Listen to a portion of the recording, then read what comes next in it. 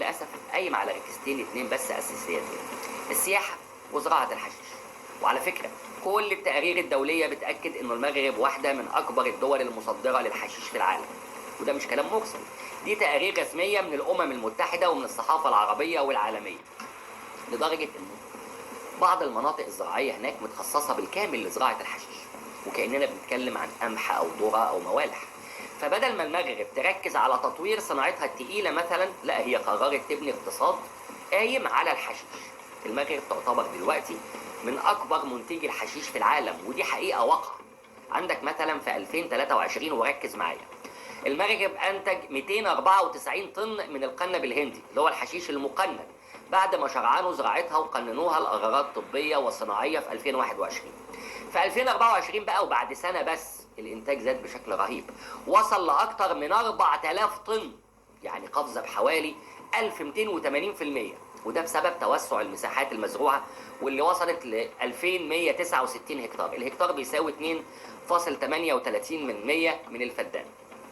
يعني تقريبا كده بحسبه بسيطه، لو عايز تحول الهكتار لفدان يبقى انت هتضرب 2169 هكتار في 2 علامه 38، هيطلع لك 5152 فدان حشيش.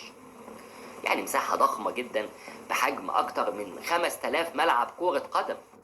المناطق المشهوره بزراعه الحشيش في المغرب بتتركز في الشمال، تحديدا في اقاليم زي الحسيمه وشفشاون وتونات. في حوالي 60,000 أسرة عايشة على الزراعة دي كمصدر رزق رئيسي. في أغسطس 2024 الملك محمد السادس قرر إنه يعفو عن 4831 شخص كانوا متورطين في زراعة وتجارة الحشيش بشكل غير قانوني قبل ما يتم تقنينه، علشان يشجعهم إن هم يدخلوا السوق القانوني ويزودوا دخلهم ودخل الدولة. اللهم صل على النبي. دي حاجة في منتهى العظمة. أكيد طبعا تجار المخدرات هيكون ليهم دور في رفع الاقتصاد الوطني، ونعم القرارات والله. عموما المغرب بتحاول من خلال تقنين زراعة الحشيش إن هي تستفيد اقتصاديا وتنافس في السوق العالمية للمنتجات الطبية والصناعية المستخلصة من القنب الهندي اللي هو الحشيش يعني. ولكن الأرقام بتقول إنه الموضوع ماشي في سكة مختلفة تماما، وإن الحشيش لسه هو المنتج الأول هناك، مش بس للاستخدام الطبي ولكن للتعاطي المغربية. فالمغرب بتحاول تسوق لنفسها على إنها مركز صناعي، ولكن الحقيقة إن معظم اللي بيحصل هناك هو تجميع مش تصنيع حقيقي. ده مش تصنيع. شركات أوروبية بتفتح مصانع هناك للاستفادة من الأيدي العاملة الرخيصة، ولكن من غير نقل أي تكنولوجيا حقيقية. يعني المغرب مش بتصنع سيارات، هي بتجمع أجزاء متفككة جاية لها من بره متصنعة بالفعل، وتحط عليها في الآخر شعار صنع في المغرب.